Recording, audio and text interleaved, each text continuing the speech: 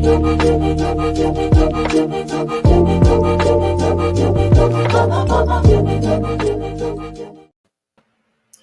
morning. Hey, let's do this. What do we got going on? What's new? Wow, man. We had a lot of things happening. I would sum it up like they called it a tsunami. We'll see. We can judge that for ourselves. But a lot of things started out last week. More like platform stuff was really moving. Wanted to just do a quick recap. They hired a guy, Jared Dillinger. He's from the Philippines. He was a basketball player at one time, and he's now essentially a content creator, a influencer. He has the number one rated or number one watched show on CNN Philippines. It's called The Future, and he also does a podcast about basketball. But they hired him and brought him on to do some content work for Gala. They also Bet Bender and Benefactor were on it was a show on Binance Live called Block Tides with Myrtle Ann Ramos. She's also a influencer from the Philippines. So they were on there for close to an hour and mostly talking about Gala Chain. That was that was an interesting watch. I'll just leave it at that. There was a lot of fun in there. Other things happened, and they I don't know how many of you have gotten involved with the THX network. Some people are a little bit resistant to it. It's very similar to like a Gleam style thing. One of the sticking points, is that in order to get live with THX, you have to give them like control of your YouTube account, meaning that they have the ability. They have permissions to do certain things. So it's like master control level stuff. And even though the things that they intend to do with it are very like straightforward, they need it in order to be able to connect contacts or your likes and follows and stuff like that. Other places have found ways to get around that level of control in order to get the same thing done. So there's a lot of people that are, I mean, we're talking about crypto and a lot of people, they don't even want to let you know what their name is, let alone like give you access to something that they have built personally. So that's been a bit of a what do they call that? Just a bad thing. A lot of people don't like it. Bad thing. The website got an overhaul. It's actually it's a lot simpler now, tidier, especially the games page. Very easy to find things, or a lot easier to find things.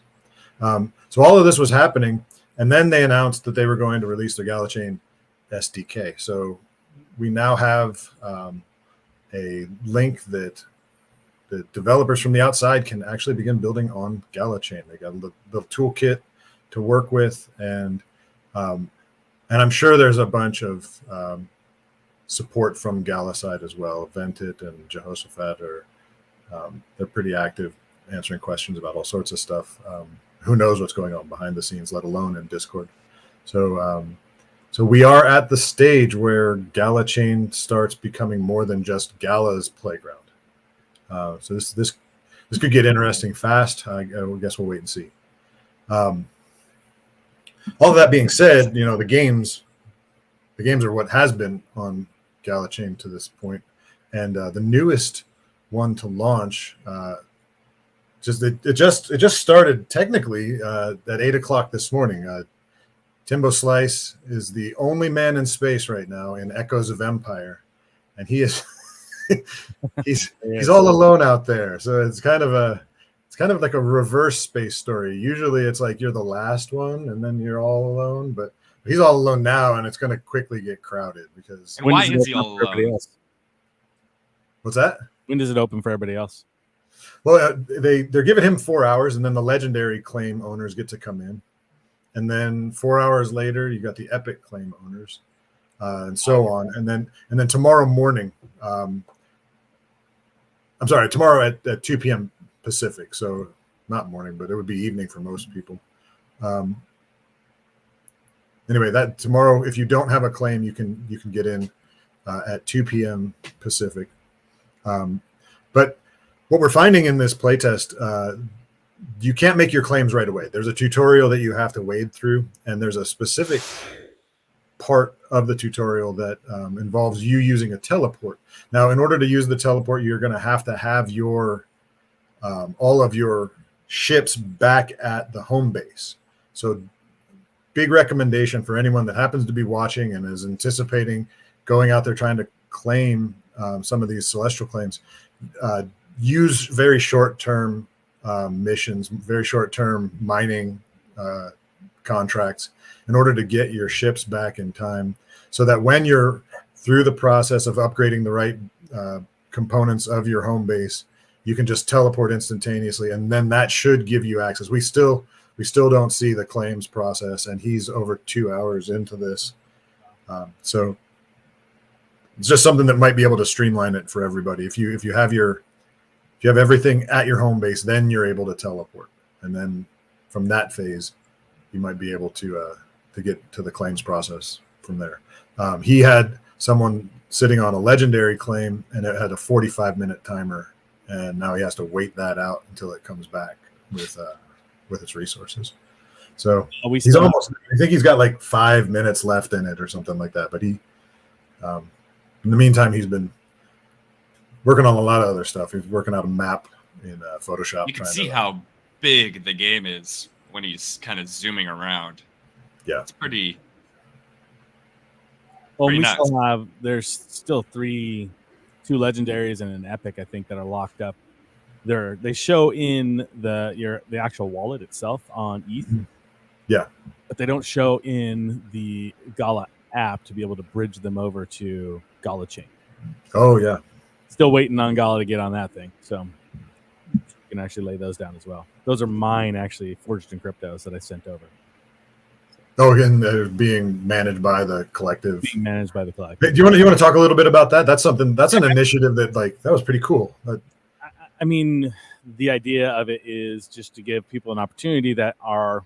We've talked about this from the get-go when we first started talking about the DAO from the beginning. Is that there's a lot of people that have assets that just don't either have the ability to manage it, don't have the time to manage it, don't want to manage it anymore, but also don't want to sell it because it's at such a depreciated value. They want to wait and see what's going to happen to it. So at the Gala Collective, we'll manage it for you. And we'll send out, we're going to basically split the earnings 50-50. The collective will take 50, you take 50. And then the worst part about it now is that you have to take trust in Gala Collective right now because have anything written for an actual contract for NFT lending yet. Now that's in the works. So you essentially send it to our wallet, and then we're going to manage it and go from there. Hopefully soon with the SDK out and everything else like that, we'll be able to get an NFT lending situation going on, especially since that's what NerdNode and Anthony wrote for the hackathon that was a couple months ago. So I don't know. Interesting. I love that we're going to be able to do that for people. We got quite a few people sent them over. So, just gives the opportunity to get these assets out there and playable with some people that weren't going to actually play them. So, yeah. So what we're showing right there is a little screenshot from when Tim was playing. Grape, one of the Zeta team members, posted that in the Echoes of Empire chat and then tagged it with our light paper. So as of now, this is all we know about the way that tokenomics are going to work. Apparently, half of your Stardust each day is going to be turned into Gala tokens. That's some kind of ratio. We have no idea. But one of the things that they did go on to say is that by keeping half of your Stardust each day, that makes you a target. They wanted to encourage interaction that way and make the ship-to-ship combat more inviting. So there is Stardust to be taken from other players. And that contributes, directly, I guess, to your, I mean, you can go take Stardust and half of that becomes extra earnings for you. Yep. Yeah, so interesting. This could get heated really fast. So anyway, little bit exciting, a little bit of a bummer that it's not moving as swiftly as Tim might have wanted, but eventually we're all going to be in there, and we're going to be there's going to be all sorts of different wildness happening. Some of us are going to be the slow was me this morning too, because you had to allow a token allowance. Yeah. Token allowance is such a nightmare. So I was waiting around all morning at the house, listening to Timbo and kind of waiting for that. And I take off, and literally as soon as I leave, he's like, "Hey, can you give me?" Well, it's probably about 5 or 10 minutes after. Can you get me the token allowance? And so I had another 10 or 15 minutes on my drive. So I was like, "Crap, not now." So, anyways, we got it all like, there. It's running. What's Tim doing right now? Is he claiming something? You man. It looks like you don't have a celestial claim with which matches the celestial object. Go to celestial object menu. I think that's the wrong Prism of no. His is, if that's Aurora's Edge, he's supposed to be able to claim the Prism of Creation. It's telling him he doesn't have it. Nice. That's hilarious. That's the whole reason he's playing, right? Hello. Wow. Okay. Moving on. Sorry. That's It's a launch, but it's Yeah. Here we go. So other games that maybe let's go back to the granddaddy of the Gala Games. What was Townstar and now Common Ground World. They had their town hall this week. It was only Farmer Michelle and Volcron, and most of the news. They're very good about a consistent format for the show. They start out introductory. They always talk. They always recognize people that are in the audience that are there and chattering. They start going through certain news elements. Volcron goes into a tech kind of description of things that they like bugs that they squashed that week or whatever. They have with a social media update, usually from Ninja Surprise, who wasn't there today, and then they get into the official question form because they put out each week. You can it's just a type form that you can fill out, and then they'll actually also look for questions. But it's standard every week. And the thing about it is that a lot of the questions that are coming to them, they have to say they say we don't know yet, or they have the same answers to give. So very often the content from week to week is very much the same. The only thing that I was really able to pull that is worth knowing is that they are still on track for the Townstar nodes to become Common Ground World NFT nodes by the end of the month, which is 2 days. Really? So, Okay. They said they're on track. We'll see. They're going to be on the last day at the last hour. Could be. We have two different teams here because it's not the game team that's doing the nodes. That's the node team that has to do all of that. So they don't even Volcron as intimately as he's involved with the coding of the game. He doesn't work with the nodes themselves. So they're waiting as well. So it's a separate team. We don't ever really actually interact with those guys. In fact, we're not even sure who those people are. It could be some people we know. It may be an entirely quiet group. Other things that are going on. They're doing a mocha coffee meta this week. So there's an NFT sale for something that doubles your baristas, and you can make mochas this week. That's a continuation of the coffee idea, and they're going to be mixing it up. As of February, they're going to launch a new thing. We'll wait and see what those are. On the Miranda side, we're still anticipating the trip to Texas for a lot of people. That's coming up pretty quick.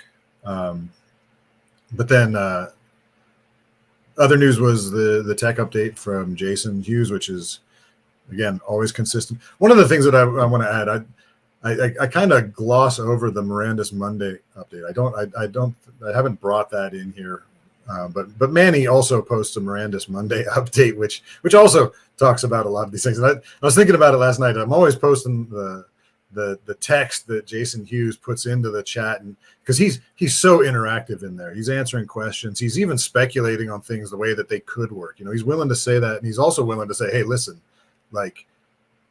don't quote me on this stuff. Like, it might not go this way, but these are the things that we can look at about it. This is why that would never work, or this is why maybe we could fit that in there.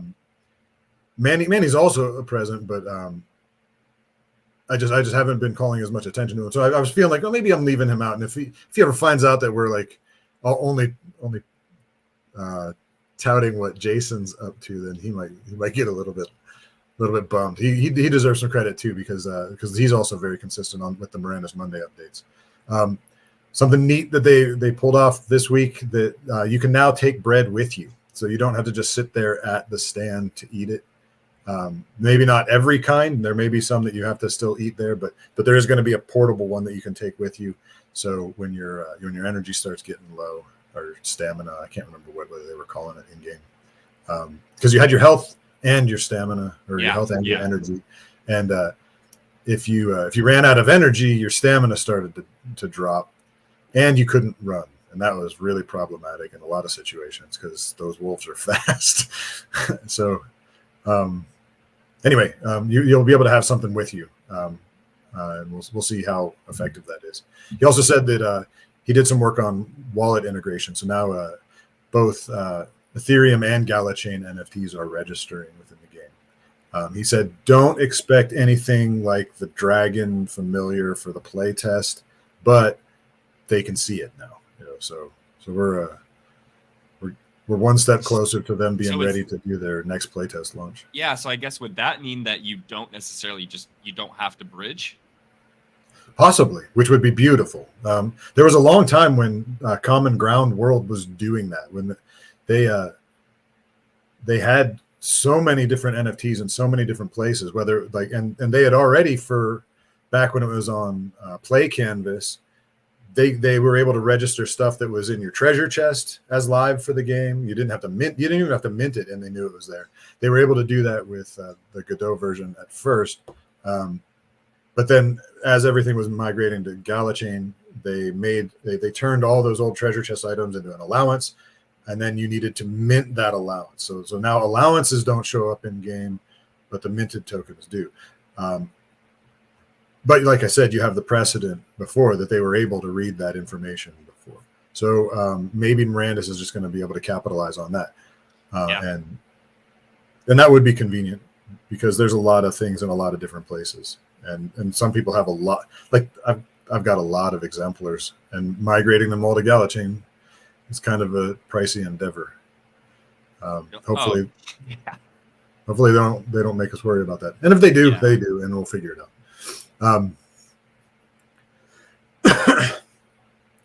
Champions Arena, we talked about it last week, that there was a video that might be alluding to some kind of like a gacha box sale, and that's exactly what it was. The sale went live last Thursday. They were calling them Mystic boxes, and they're sold out now. Apparently there was enough good stuff in there that the people that are enjoying that game went for it, and hopefully people were happy with what they got. There were a lot of high-end characters in there, and there was also the opportunity to get one of the estates out of that. One kind of a warning to the public: there were two things that came out of that. The Champions Gem Cache and the Generals Gem Cache. Now, they were rendered as NFTs that came to your Gala Chain wallet, but they're just like a placeholder. And the way that they described it was similar to when node owners had received a Townstar node drop. And it was very specific. It said, this is not a transferable node license. This is just for the person who received this NFT in their treasure chest. So those should not be bought or sold, because the gems that are associated with them will not transfer. The person who received that is the one that's going to be receiving the item. So that's something that Rusticip was already able to take care of on NFT Harbor. He blocked the two of them so that you can't do person-to-person transactions with them. But in case someone happens to like try to mint that to Ethereum and sell it to you, don't buy it. You're not going to get anything for it. Yeah, so just a warning to the general public about that. We did it at the same time. Yeah, I was like, wait, what the hell just happened? Yeah. I was just talking about that. We're really thankful. That was a quick response time on that too. We saw a couple of them that went up, and then someone flagged it. You know, someone came in. It was in Gala Gold where I saw the conversation. Someone got his attention real fast, and he was able to just block the sales. So you Good. can't even do it on NFT Harbor, but he's a lot more attentive to his interaction Maybe. with the Gala ecosystem than someone like OpenSea would be. So just in case someone does mint it or bridge it out of Gala chain, I don't even know if they can actually. Maybe they can. It might be a moot point right now. Nice. That's great. That's great that you can just like put the kibosh on anything that might be problematic. That's good news.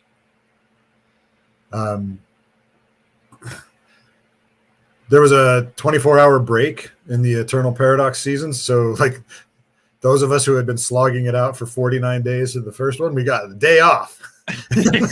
Nice. And then that whole wheel started spinning again. So we're deep into week 1 on season 2 now. Lots of updates. And not that they didn't have to like rework anything. It wasn't that at all. It seemed like this was a planned, like get your feet wet in the first season, and then we got some more stuff for you to like take into account.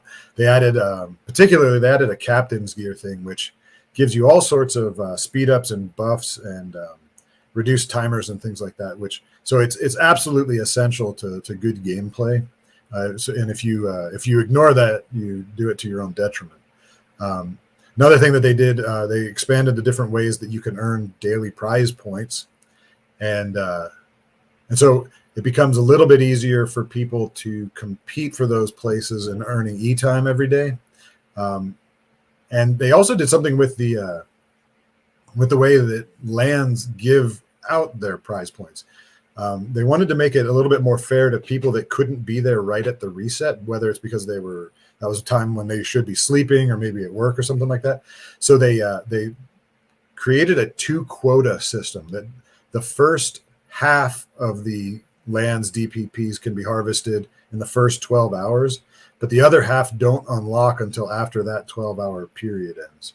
So someone that can stay up all day long, they might be able to farm out of both quotas, but and they're still capped on the maximum per land, but it gives people that can't be there right at reset another opportunity to get in and harvest some resources in order to get a chance for better e-time rewards. And you have to have that, especially when you're looking at global time zones. I mean, if you're gonna, it doesn't make sense to have you're totally disadvantaging half the world essentially, or half the potential. I thought this was a really good way. Yeah, it seems to be good. It still doesn't get it doesn't quite solve the problem of the people with like fantastically powerful accounts being able to harvest up to 25% of a land's possible player DPPs, and they can do it in like 10 minutes. They can do it really fast. That's something that it's really up to the landholder to decide whether or not they want to do anything about it. And they have the option of booting anybody at any time. Then they kind of have to play policeman and watch their land to make sure whenever those guys show up, they're there to kick them off. We've had a kind of open discussion within our guild and within the alliance that we have with Square 12. As of right now, things within the guild and alliance, we're just kind of letting things slide and seeing how that goes. But it's something that we're going to constantly address, because the idea is largely to just be of benefit to as many people as possible. You have a whole guild, and if only 4 people are benefiting out of that whole guild from these lands, then it I don't know, it can get ugly. They create a lot of bad sentiment. So so we'll be addressing that throughout the season. Even with this new quota system, there's still opportunities for abuse, and we want to make the right decision about that. There's a paper that a lot of things did change, and I was able to put something together. I guess we'll probably be able to get that out soon. But it'll go in depth a bit more on some of these things that are happening. And I guess we'll leave Eternal Paradox at that for now.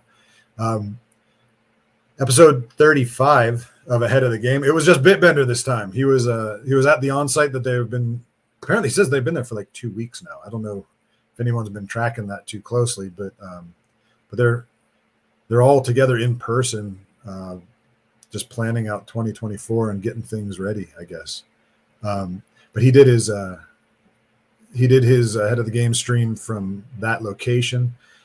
Started off talking about things from Gala Film and Gala Music.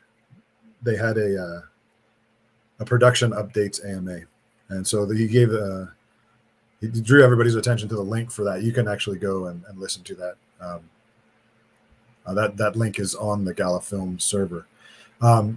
Music has a tipping feature now for artists. So if you want to, just like content creators on different platforms, you can tip Gala Music artists now if you want to. That he got moving on to the game updates. Then he was talking about the Walking Dead Empires.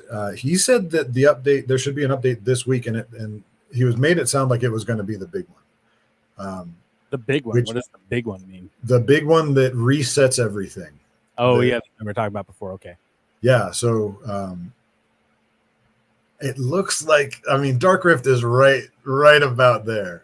So he might be able to. He was telling me last night that I think he's less than 2 million experience away from 100. Like it's a massive amount of work, but he's pretty close.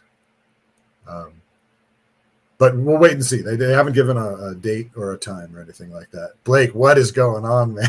I know he's dying laughing over there. Oh, I didn't know I was muted. I accidentally muted my mic. Oh, I was just asking. I was like, what's going on with Dark Rift? I was like, is he going to get to level 100? Oh, yeah. Okay, I'm glad I was on the right page. Okay, Yeah. I thought you were I said that and you immediately went into it. So I was like, oh, he's just responding to me. I thought he was just watching some YouTube shorts. He's over there laughing. No, I was. Sorry, gang. So Sorry, yeah, he's there, and maybe he will get there. But even if they do set him back a bit, he's gonna still be equipped to get there relatively soon. He's eager to kind of set this chapter of his life behind him. It's been a lot of work to get there. He's gonna burn himself out to where he doesn't want to play the game anymore, man. Yeah. I don't think that's the case. He is going to take a break, though. He has his eyes on some other things that he'd like to do for. As he should. Another neat little thing that they dropped, or that Bitbender dropped, Legends Reborn is scheduled to be launched in early March. Okay. So he started out just talking about how they got the art done. They were working on some of the art for a certain card crafting system or something like that.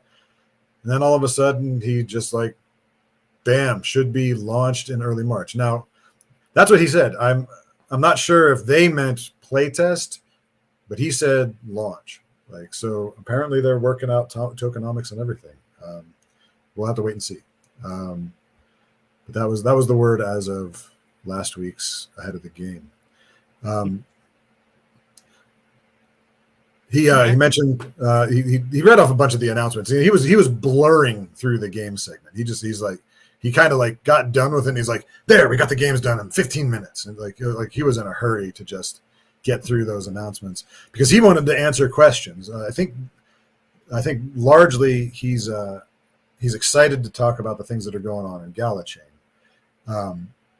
So he got to some of that, but then questions were coming in from all over the place, and it brought him back to the topic of games anyways.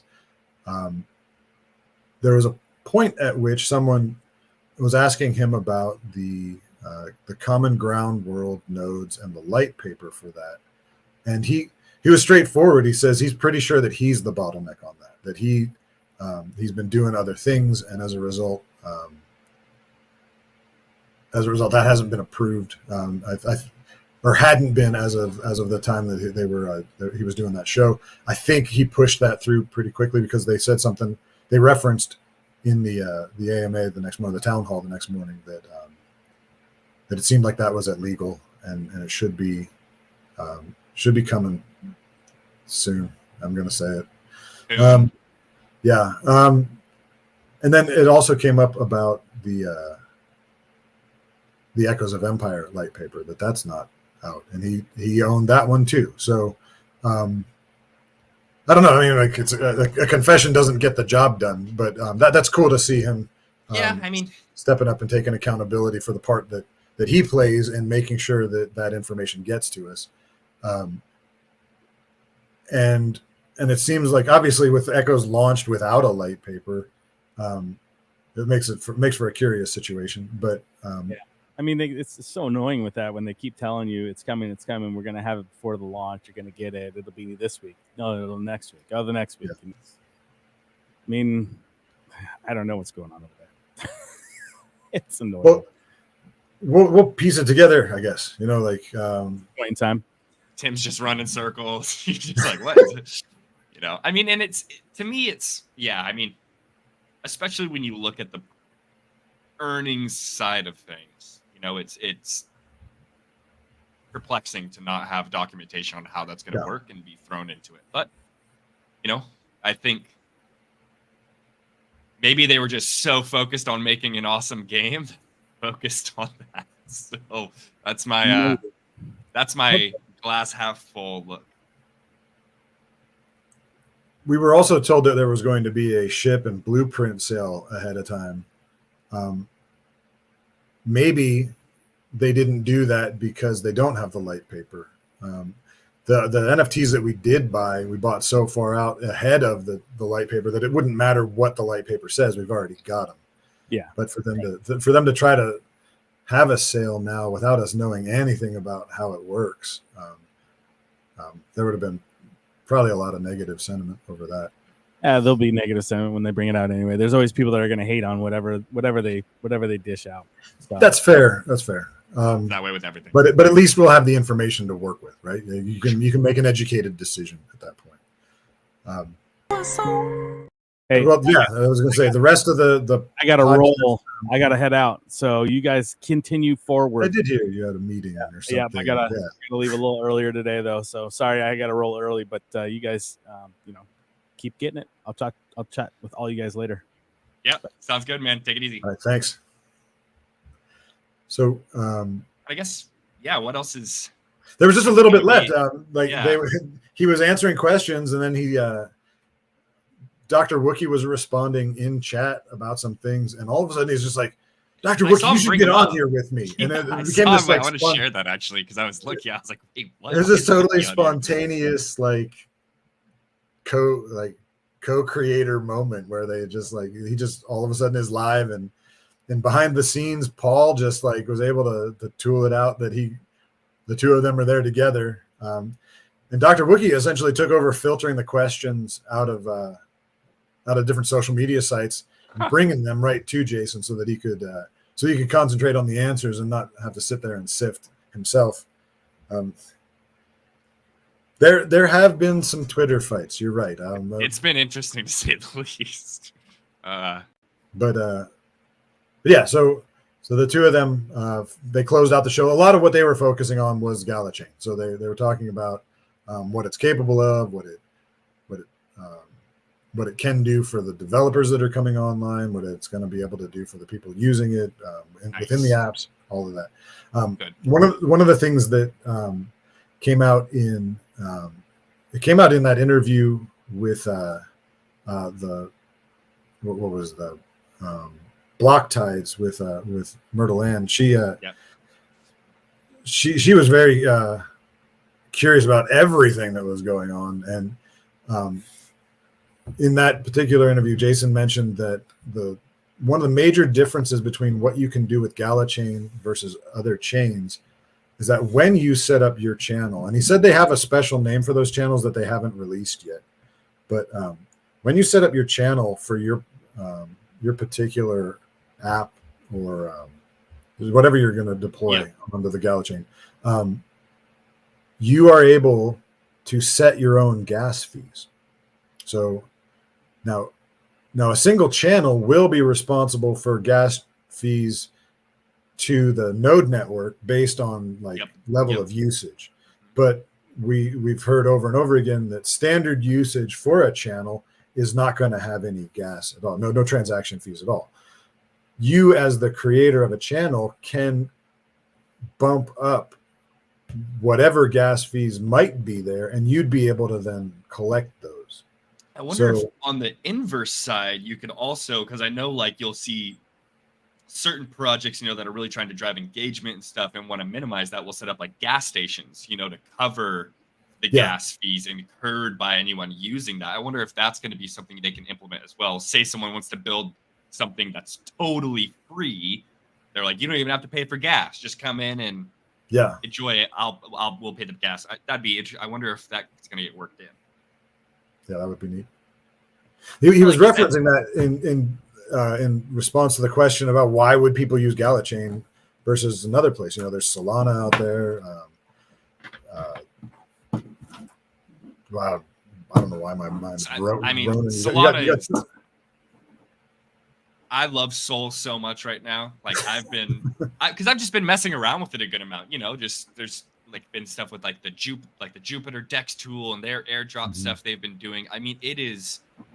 I think I had less than $2 of Sol in my wallet for the past like 3 weeks, and I've made numerous transactions and haven't had to put more Sol in to cover gas. I mean, it's just like it's fast, it's quick, it's easy to use right now. I'd love to see Gala Chain get to that point, and I think within the gaming sphere specifically, I think there's a use case for it. It's just I can't wait to hear back from some of these people that actually know what they're looking for now that they can get in there, get their hands dirty, be like, okay, what's can I do everything I wanted to do? And if I can, awesome, let's start doing it. So I'm excited for that.